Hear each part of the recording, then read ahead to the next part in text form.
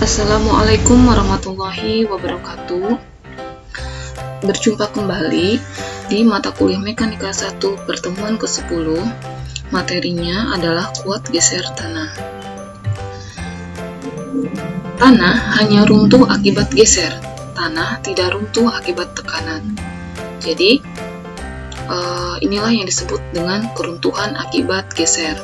Bisa dilihat pada gambar di slide ini, ketika tanah menerima sebuah beban berupa strip footing, berupa beban fondasi, maka akan terbentuk suatu keruntuhan geser yang terjadi akibat dari pembebanan fondasi. Kemudian contoh yang kedua, ketika tanah menerima pembebanan berupa beban timbunan atau embankment, menyebabkan keruntuhan geser akibat dari pembebanan timbunan tersebut. Jadi, garis yang merah ini merupakan failure surface, artinya adalah garis keruntuhan tanah.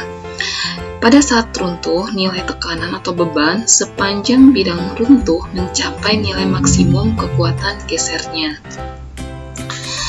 Jadi, saya pertegas kembali, garis merah ini merupakan bidang runtuhnya, yang mana partikel tanah bergerak relatif terhadap partikel tanah lainnya sepanjang bidang runtuh. Tidak ada kerusakan pada partikel tanah. Jadi pengertian atau definisi dari kuat geser tanah adalah tahanan geser persatuan luas yang mampu diberikan oleh tanah untuk menahan keruntuhan dan pergerakan tanah sepanjang garis keruntuhannya, menurut Braja M. Das. Nah, ini merupakan kriteria keruntuhan berdasarkan Moore-Coulomb. Jadi, keruntuhan ini digambarkan oleh model Moore-Coulomb atau keruntuhan atau kriteria Moore-Coulomb pada kurva atau grafik hubungan tegangan geser dan tegangan normal, di mana sumbu Y-nya adalah tegangan geser atau tau dan sumbu X-nya adalah tegangan normal atau sigma. Jadi, dari grafik hubungan tegangan normal dan tegangan geser ini akan terbentuk sebuah garis keruntuhan yang warna merah, atau failure envelope ya. Nah, dari hubungan grafik ini dan dari garis keruntuhan ini akan terbentuk atau akan didapatkan nilai kohesi. Kohesi ini nilainya ini dari garis keruntuhan ini ke bawah, ini adalah nilai kohesi. Sementara untuk sudut geser merupakan sudut yang terbentuk dari garis keruntuhan ini. Itu adalah sudut geser dalam. Jadi rumusnya itu adalah tau F, tegangan geser fail dalam kondisi runtuh itu sama dengan C ditambah sigma dikali tangan theta, di mana tau F ini merupakan nilai tegangan geser maksimum yang bisa dipikul oleh tanah pada tegangan normalnya atau sigma. Jadi C dan P, kohesi dan sudut geser dalam ini merupakan parameter kekuatan geser tanah atau parameter kekuatan tanah. Makin tinggi nilainya, makin tinggi kekuatan tanahnya. Nah, ini digambarkan dalam sebuah lingkaran Moore dan kurva keruntuhan. Jadi ketika tanah menerima suatu pembebanan, beban timbunan atau beban fondasi atau beban DPT ya, dinding penahan tanah dan beban lainnya, ketika ada suatu elemen tanah dengan titik tertentu, misalkan ini titik X ini tepat di garis warna merah dan titik Y ini berada di bawah garis titik merah, sehingga ketika didefinisikan dalam sebuah grafik tegangan normal dan tegangan geser tadi ya, ketika kita ingin menggambarkan lingkaran Moore, nah ini adalah disebut sebagai lingkaran Moore. Nah, titik X ini karena dia tepat di garis keruntuhan, maka ketika digambarkan dalam grafik lingkaran Moore pun dia tepat di garis lingkaran merah. Tepat di garis keruntuhan. Sedangkan untuk lingkaran Moore yang titik Y ini dikatakan stabil karena dia berada di luar dari garis merah atau garis keruntuhan. Jadi ketika beban semakin bertambah, maka lingkaran Moore pun akan semakin besar. Jadi ketika dibebani secara bertahap dan beban itu atau beban semakin bertambah, kita bisa lihat di titik yang sigma 3 ini, dari lingkaran yang kecil sampai lingkaran yang terbesar. Ini lingkaran ini terbentuk karena semakin besarnya tegangan atau beban yang semakin bertambah, sehingga lingkaran Moore ini akan semakin besar sampai pada suatu saat dimana tekanan yang diterima itu adalah yang paling maksimum atau yang paling besar, akan terjadi namanya keruntuhan. Ini ada garis failure ya, atau garis keruntuhan tanah. Ini digambarkan dalam lingkaran Moore, kurva tegangan normal versus tegangan geser. Nah, dan akhirnya terjadi keruntuhan pada saat lingkaran Moore mencapai garis keruntuhan. Jadi tandanya terjadi keruntuhan itu ketika lingkaran Moore ini sudah mencapai garis keruntuhan yang warna merah.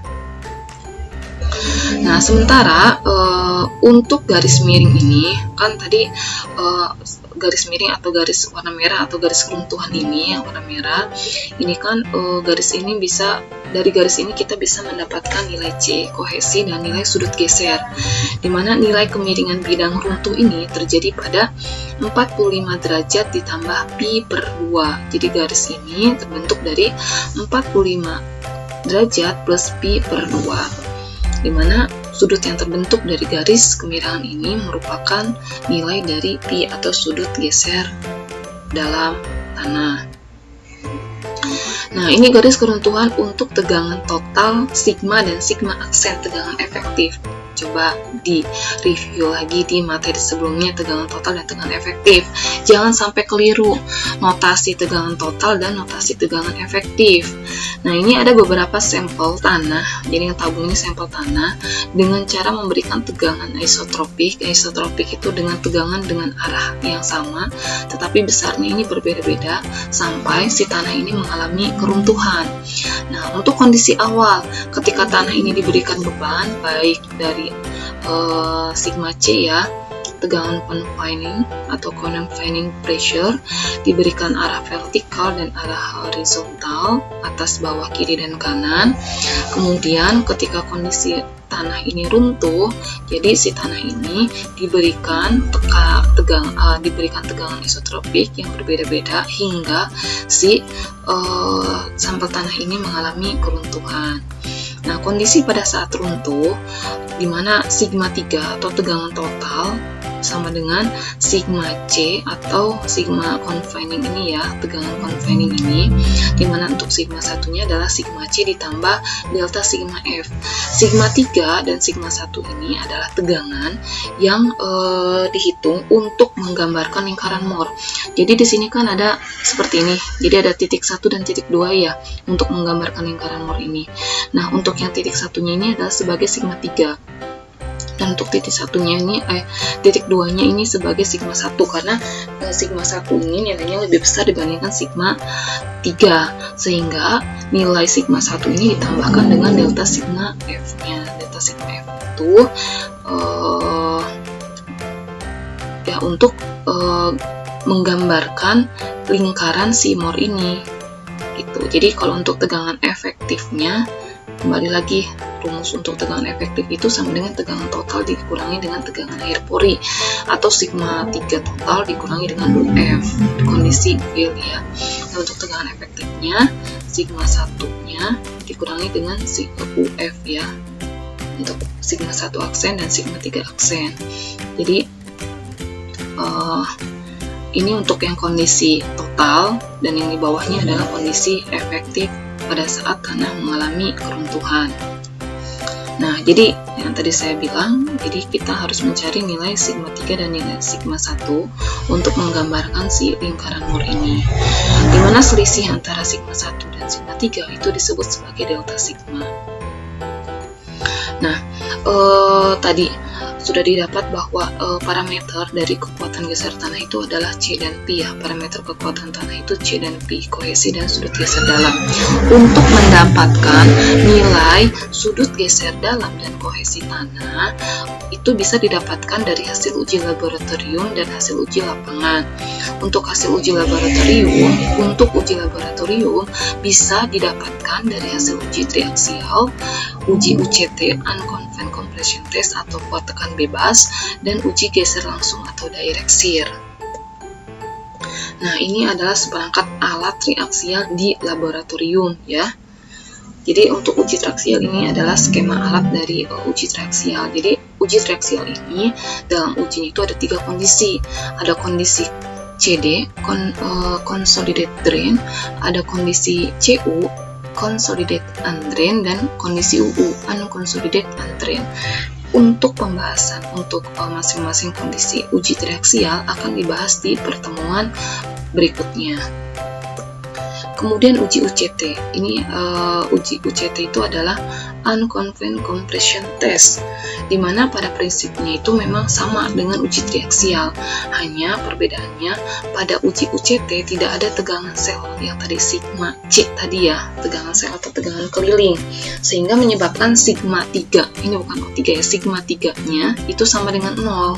Sigma 3 ini tidak ada nilainya. Jadi tergambarkan dari titik 0 ke sigma 1. Kemudian tidak ada nilai sudut geser dalam. Kuat tekan atau QU itu sama dengan deviator stress, dan nilai kohesi didapatkan dari 0,5 dikali QU. Nah, ini untuk uji UCT tadi bisa dikatakan bahwa sigma 3-nya sama dengan 0 dan sigma 1-nya ada nilainya. Untuk sigma 3-nya karena sama dengan 0 menyebabkan dari hasil uji UCT ini dia garis yang terbentuknya horizontal, tidak seperti triaksial tadi ya. Dari pembahasan lingkaran Mohr ada kemiringan yang terbentuk 45 derajat plus pi per 2. Kalau ini dia garisnya mendatar sehingga tidak didapatkan nilai pi atau sudut geser dalam. Jadi hanya nilai CU-nya saja. Rumusnya adalah QU per 2. Sementara untuk uji geser langsung atau direct shear ini jadi ada dua pengukuran untuk relative horizontal displacement arah horizontal atau DX dan vertical displacement of top platen.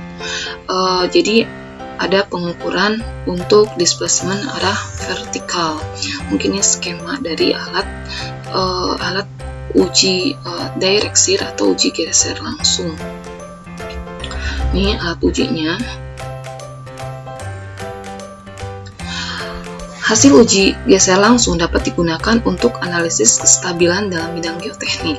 Di antaranya untuk analisis kestabilan lereng, daya dukung fondasi, analisis dinding penahan, dan lain-lain. Uji geser langsung tidak dapat mengukur tekanan air pori yang timbul saat penggeseran dan tidak dapat mengontrol tegangan yang terjadi di sekeliling contoh tanah.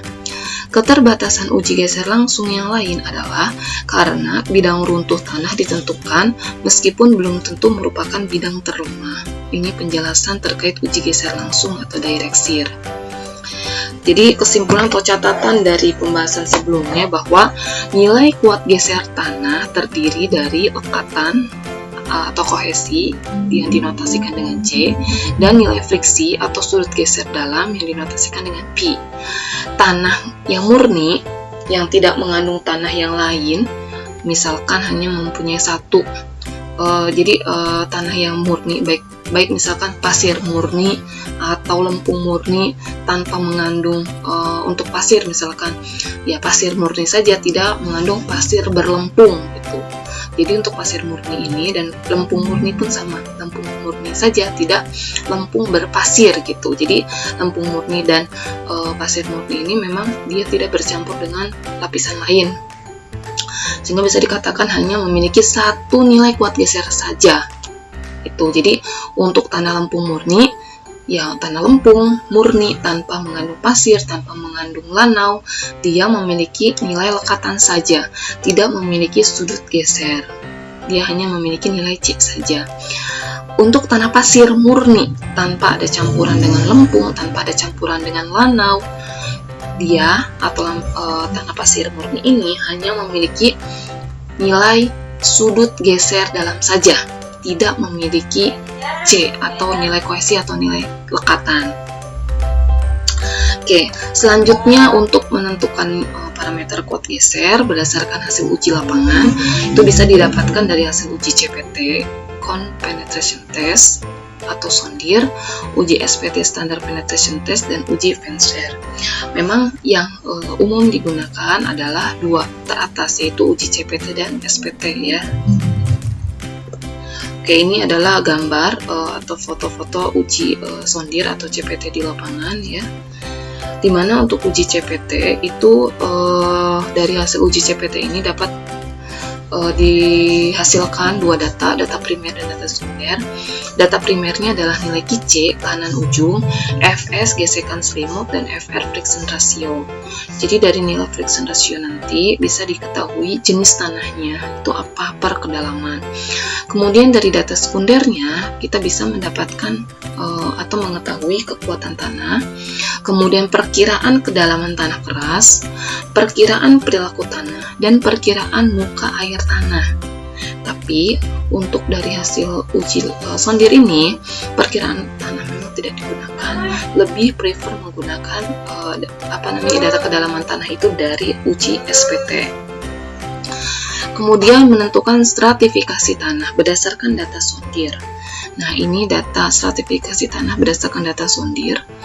Contoh hasil uji sondir ya, dimana dari hasil uji sondir ini nanti didapatkan bentuk tabelan seperti ini. Ini dari hasil bacaan manometer alat sondir. Kita untuk menganalisis ketika kita ingin menganalisis geoteknik ya, analisis geoteknis, itu yang digunakan adalah data QC, Fs, dan Fr saja, dimana nilai QC, Fs, dan Rf ini rumusnya ya. Ini adalah keterangannya. Oke, stratifikasi tanah berdasarkan CPT. Jadi ketika nilai QC-nya sudah dapat diketahui dengan rumus yang tadi, nilai RF-nya juga sudah diketahui dari rumus yang tadi, maka kita bisa mengetahui jenis tanah berdasarkan grafik dari statement. Nih, sumbu X-nya adalah friction ratio dalam persen, sumbu Y-nya adalah QC. Dari sumbu X dan sumbu Y ini kita bisa plotkan, misalkan nilai friction ratio-nya 2% misalnya ya. Kemudian QC-nya adalah 8 kg per cm persegi, tinggal ditarik saja. Oke, berarti dia masuknya ke tanah pasir dan seterusnya. Oke, kemudian ini stratifikasi tanah berdasarkan nilai CPT. Jadi kita dalam menentukan jenis tanah untuk setiap nilai QC dan FR tadi berdasarkan grafik statement tadi ya. Jadi ketika kita sudah dapatkan hasil dari uji sondir, kita diminta untuk menghitung manual, hitung sendiri nilai QC-nya, nilai RF-nya, sama nilai QC dan FR ya, berdasarkan rumus yang tadi. Kemudian dari rumus QC dan FR kita plotkan ke grafik. Sebetulnya ada beberapa grafik, tapi memang yang umum digunakan adalah grafik dari statement ini. Kita plotkan nilai RF dan QC-nya sehingga kita bisa mengetahui jenis tanahnya apa. Selanjutnya kita menentukan kedalamannya. Jadi kita menentukan kedalamannya berdasarkan jenis tanah yang sama. Jadi ini kan dari hasil uji sondir itu banyak kedalamannya. Kemudian dari hasil tadi plot grafik pun jenis tanahnya beraneka ragam. Nah, kalau misalkan dalam satu kedalaman, dalam satu lapisan itu dia jenis tanahnya hampir mirip. Ini kan rata-rata clay sand. Nah, itu dikelompokkan menjadi satu lapis tanah. Jadi nanti ketika analisa itu tidak banyak kedalamannya, misalkan 0 sampai 6 misalkan lucen, kemudian dari 6 sampai 0,8 claysand. Jadi kan nanti akan banyak lapis-lapisan tanahnya. Nah, itu kan akan ketika nanti di mesh dengan menggunakan Fluxys atau dikalkulasi dengan menggunakan Fluxys itu kan pasti akan lama, karena memang karena memang kedalaman lapisan yang digambarkan per 0,2 meter. Nah, itu kan pasti akan banyak sekali. Jadi untuk mempermudah memang kita menentukan kedalamannya sendiri berdasarkan jenis tanah yang sama, itu dikelompokkan menjadi satu lapisan tanah. Contohnya nih di 0 sampai 2,6 meter ini dijadikan satu lapis kedalaman, satu lapis tanah kedalamannya 0 sampai 2,6 meter. Jadi mengelompokkan satu jenis lapis tanah pun harus satu jenis lapis tanah. Satu lapis tanah itu terdiri dari jenis tanah yang sama. Nah ini kan lucerne, clay sand, ini kan langsung masuk ke clay sand ya. Jadi pasir berlempung. Jadi yang utamanya ini adalah si pasir, tapi si pasir ini mengandung lempung sehingga konsistensinya dia masih kategori loose, sehingga bisa dikatakan ini dari 0 sampai 2,6 meter itu satu lapisan tanah dengan jenis tanahnya itu adalah clay sand. Kemudian dari 2,6 sampai 4,6 meter itu dikelompokkan untuk lapis tanah kedua dengan jenis tanah dengan jenis tanahnya ini lucerne, clay sand, and silt, dan seterusnya sampai 4,6 meter adalah lucerne. Oke, jadi ketika sudah dibagi per kedalaman dengan dilihat jenis tanahnya, berarti untuk yang lapis pertama karena dia ada silt mengandung silt, lebih banyak siltnya, sehingga dikatakan untuk lapis pertama ini adalah silt. Sedangkan untuk lapis tanah yang kedua, lapis siltnya sedikit lebih dominan dengan tanah pasir, sehingga dikatakan dia lapisannya sand. Karena untuk silt sendiri dia hanya sekitar 0,2 meter saja ya, 0,2 meter dia ada lapisan silt, sehingga untuk kedalaman 2,6 sampai 4,6 meter ini dia dikatakan jenis tanahnya sand. Nah untuk silt dia memiliki nilai tekanan ujung kicek rata-ratanya itu sebesar 11. Jadi nanti untuk lapis, jadi kan kita mendapatkan dua lapis tanah 0 sampai 2,6 jenis tanahnya silt, 2,6 sampai 4,6 jenis tanahnya ada sand. Untuk 0 sampai 2,6 jenis tanahnya silt, kiceknya itu sama dengan 11. Jadi untuk nilai kicek itu sendiri diambil dari nilai kicek rata-rata atau diambil nilai kicek paling kecil. Sementara untuk untuk lapisan tanah yang kedua 2,6 meter sampai 4,6 meter itu diambil nilai kiceknya sebesar 14 per kilogram per sentimeter persegi. Ini kicek untuk lapisan tanah pasir di lapisan kedua. Nah, sehingga dari hasil stratifikasi tanah berdasarkan nilai CPT didapatkan seperti ini. Terdapat dua lapis tanah 1 silt, lapis kedua ini adalah sand dengan nilai kicek 11 untuk lapis pertama dan kicek 14 untuk lapis kedua. Oke, kemudian untuk pengujian pemboran ya atau SPT. Ini adalah contoh pemboran di laut ya.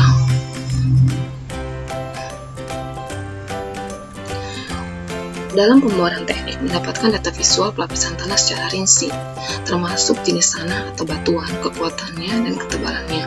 Mendapatkan data muka air tanah, mendapatkan sampel tanah yang akan digunakan dalam pengujian laboratorium, pengujian kekuatan tanah berdasarkan uji standar atau SPT, menyediakan lubang uji untuk pengujian lainnya, misalkan seismic tower test untuk pemasangan inclinometer dan penentuan kedalaman tanah keras atau NPDP file ya. Jadi ini tujuan dari pemboran teknik.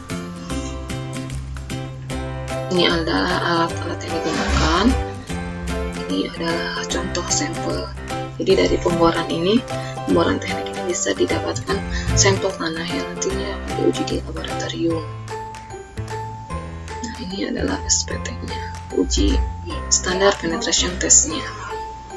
Jadi SPT atau standar penetration test untuk karakteristik berat palunya adalah 63,5 kg, tinggi jatuhnya 76 cm, dilakukan tiap 1,5 hingga 3 meter, dilakukan setelah pengambilan UDS dan split tube-nya.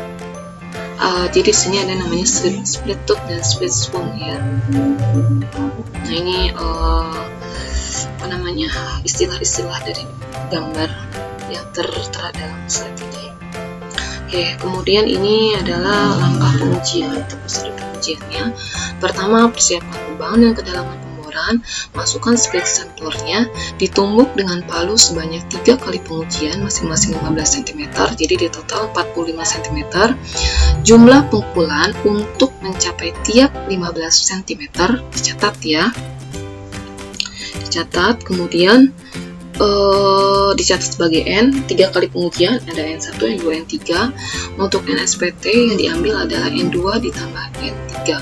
N1 nya tidak diambil karena kalau N1 itu kan masih di atas posisi si tanahnya, jadi dianggap disturb atau tanahnya terganggu, sehingga kalau tanahnya terganggu, kalau lapis atas itu dia kan terganggu, pasti akan mempengaruhi dari karakteristik si tanahnya, karakteristik kekuatan tanahnya, sehingga dari hasil bacaan SPT itu kan ada 3, N1, N2, N3, maka yang akan diambil itu adalah di N3 dan N2. N1 nya tidak diambil karena di N1 itu posisi tanahnya kan di atas. Kalau di atas itu kan ada kemungkinan tanah itu adalah disturb atau terganggu, sehingga akan mempengaruhi dari kekuatan tanahnya. Ini adalah contoh hasil pemboran atau dari hasil uji SPT, Standard Penetration Test. Jadi dari hasil uji ini didapatkan pertama stratifikasi dan pelapisan tanahnya. Jadi jenis tanahnya apa, perlapisan tanah jenisnya apa ya. Kemudian ini ada simbol, jadi nanti dalam hasil uji pemboran atau boring log ini, dari form boring log ini pasti ada 2 simbol ya. Ada simbol pertama dan simbol yang kedua. Kalau yang simbol yang pertama ini simbol stratifikasi dan pelapisan tanahnya. Kemudian ada simbol segitiga terbalik, ini adalah simbol dari elevasi muka air tanah. Kemudian ada simbol segitiga ini ya, segitiga ini adalah kedalaman pengambilan sampelnya. Dan ada simbol silang dalam kotak, ini adalah kedalaman pengujian SPT. Kemudian di kolom berikutnya ini ada SPT kan, ada yang diukur itu N1, N2, dan E3. Maka yang dihitung atau yang dijadikan sebagai nilai NSPT-nya adalah yang N2 dan N3 saja. Selanjutnya menentukan perlapisan tanah berdasarkan data bor. Nah, jadi yang pertama adalah kita menentukan elevasi batas perlapisan tanah sama seperti sondir. Nah, kita menentukan batasnya yang pertama 0 sampai 1 meter, kemudian 1 sampai 4,5 meter, dan 4,5 sampai 11 meter. Untuk NSPT, kita menentukan per batas lapisan tanah ini berdasarkan pertama jenis tanah, yang kedua berdasarkan nilai N. Kalau nilai N-nya itu nggak beda-beda jauh, bisa dikelompokkan menjadi 1 lapis tanah. Kalau beda jauh banget, maka harus dibagi menjadi 2 lapis. Nah, ini kan dari 0 sampai 1 ini baru terukur dia nilai NSPT-nya 1 ya. Ya, nilai NSPT-nya 1. Sehingga dari 1 ke 1 lagi ya. Dari 1 ke 1 lagi sebetulnya ini bisa digabungkan dari yang pertama ini kan 1, terus ini juga masih 1 nilai NSPT-nya. Nah, kalau sama-sama 1 kan sebetulnya bisa digabungkan dalam 1 lapisan. Tapi dilihat lagi jenis tanahnya. Untuk yang lapis pertama, walaupun dia N-nya 1, dia jenis tanahnya apa? Untuk yang lapis kedua, dia meskipun NSPT-nya N-nya 1, tapi dilihat dia jenis tanahnya apa. Untuk yang pertama, dia, sorry ini kurang jelas ya, ini harusnya silty clay. Jenis tanah yang pertama itu silty clay, dia N-nya sama dengan 1. Nah, sedangkan yang kedua dia bukan silty clay, tapi dia peat. Peat itu adalah tanah gambut. Untuk tanah gambut ini dia NSPT-nya juga 1, jadi nggak bisa disatukan walaupun N-nya 1, tapi jenis tanahnya beda. Jadi ada 2 lapis. Untuk 0 sampai 1 meter itu adalah silty clay dengan nilai N sama dengan 1, dan untuk 1 sampai 4,5 meter dia jenis tanahnya adalah peat atau gambut dengan nilai NSPT-nya sama dengan 1. Nah, baru dari 4,5 sampai 11 dia nilai NSPT-nya dirata-ratakan dari 11, 26, 31. Nih, jadi untuk menentukan nilai N-nya seperti ini. Ini kan sudah paham ya, N sama dengan 1, N sama dengan 1. Kemudian untuk 4,5 sampai 11 ini N-nya ada 2, 11 dan 26. Nah ini kan 11, sini 26. Nah ini dan 31 nih, yang terakhir ini 31, maka harus dibagi lagi karena dari 11 ke 26 itu kan jauh ya jaraknya, kecuali yang satunya 11, satunya 12, satunya 13, ini bisa dirata-ratakan karena ini bedanya jauh, jadi dibagi lagi si lapisan clay ini, lapisan lempungnya ini, karena kalau semakin besar nilai N-nya semakin kuat ya, lapisan tanah ini semakin besar kekuatannya. Jadi dibagi lagi untuk lapisan tanah lempung atau clay, jadi N-nya untuk yang N11 dan untuk yang SPT sama dengan 26. Jadi terdiri dari 4 lapis, silty clay, peat, clay, dan clay 0 sampai 1, 1 sampai 4,5, 4,5 sampai 8,5, dan 8,5 sampai 11 meter. Nah ini sebetulnya perlapisan tanah untuk tanah pasir, panduan dalam mengelompokkan nilai N. Jadi nilai N ini dikelompokkan, kalau bingung bisa melihat panduan ini. Jadi untuk pasir, panduannya berdasarkan konsistensinya, apakah dia dense, kemudian dia loose, kemudian medium. Ini bisa dilihat dari nilai N. Ini kan nilai N-nya. Nilai N. Untuk sondir juga sama kan, bisa dilihat dari nilai QC-nya.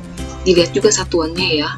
Kalau untuk N dilihat untuk konsistensi pasir ini ferrous kurang dari 4, loose 4 sampai 10, compact atau padat 10 sampai 30 dan seterusnya. Ini pun sama untuk nilai QC. Ketika kita ingin membagi lapisan tanah, dilihat dari nilai QC-nya untuk menentukan lapisan tanah pasir berdasarkan konsistensinya, very loose, compact, dense, atau very dense ya. Ini diambil dari tabel Meyerhof. Oke, kemudian untuk tanah lempung, ini untuk tanah lempungnya.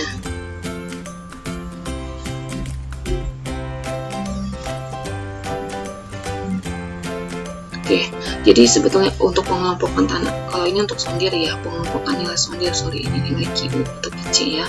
Kalau ini untuk sondir untuk tanah lempung, ini adalah NSPT atau SPT menentukan atau mengelompokkan nilai N berdasarkan konsistensi tanah untuk tanah lempung. Jadi kalau N kurang dari 2 dia masuknya very soft, N kurang dari 4 lebih besar dari 2 soft, dan seterusnya. Jadi bisa dilihat dari ini, dari sini ya, terkait pembagian lapisan tanahnya. Jadi didapat seperti ini, jenis lapisan tanah berkedalaman dengan masing-masing nilai N. Jadi nilai hasil uji lapangan ini, ketika kita ingin menganalisis running menggunakan praksis, entah itu pondasi, analisis dinding penahan tanah, atau analisis geoteknis yang lainnya, ketika di lapangan hasil uji labnya tidak ada, jadi dia hanya menguji lapangan saja. Nah, bisa seperti ini caranya. Jadi nanti akan dibahas di pertemuan selanjutnya, di pertemuan ke-12, bahwa kita bisa melakukan korelasi. Berarti kan dari hasil uji lapangan ini, contohnya dari hasil uji SPT ini, kita hanya mendapatkan nilai N. Nah, dari nilai N ini kita bisa mengkorelasi terhadap nilai C, terhadap nilai P, terhadap nilai atau parameter kekuatan geser tanah. Jadi nilai-nilai N ini nanti bisa dikorelasi ke nilai C ataupun nilai P. Memang sebetulnya baiknya memang harus berdasarkan hasil uji tanah. Ada uji tanah laboratoriumnya juga sebagai data yang betul-betul yang dijadikan sebagai data untuk analisa. Tapi memang di lapangan terkadang hanya uji lapangan saja. Adapun uji laboratorium yang dilakukan hanya uji properti tanah seperti kadar air, berat jenis tanah, berat volume tanah, seperti itu ya. Jadi dalam menentukan parameter tanah berdasarkan data bor. Nah, ini parameter tanah berdasarkan data lab tadi kan berdasarkan data lab, kemudian berdasarkan data lapangan dengan menggunakan NSPT ataupun sondir. Jadi gunakanlah sebanyak mungkin data agar diperoleh parameter yang dapat diandalkan. Jadi sebetulnya bagusnya dua, data hasil lab, data hasil lapangan gitu. Tapi jika lab tidak lengkap, gunakan korelasi yang sesuai dan aman, seperti itu. Nah, kalau misalkan data kurang lengkap, asumsikan saja tanahnya itu adalah pasir murni atau lempungnya itu lempung murni, karena memang kalau misalkan si tanah ini bercampur dengan jenis tanah yang lain, itu kan memang agak susah untuk melakukan korelasinya, sehingga jika datanya kurang lengkap bisa diasumsikan bahwa pasir murni, bisa diasumsikan bahwa untuk tanah lempung ya tanah lempung murni, atau pasir tanah pasir murni.